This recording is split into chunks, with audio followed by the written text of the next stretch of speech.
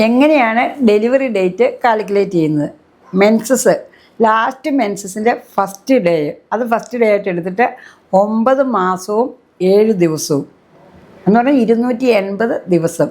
ജാനുവരി ആണെങ്കിൽ ജാനുവരി ഫസ്റ്റിന് മെൻസസ് വന്നെങ്കിൽ January, February, March, April, May, June, July, August, September 7 more days. ഇത് നമുക്ക് അതുപോലെ തന്നെ ഈ കൃത്യം ഡ്യൂ ഡേറ്റിലാരും പ്രസവിക്കണമെന്നില്ല. 4% ആൾക്കാർ മാത്രമേ ആ ഡേറ്റിൽ പ്രസവിക്കൂ.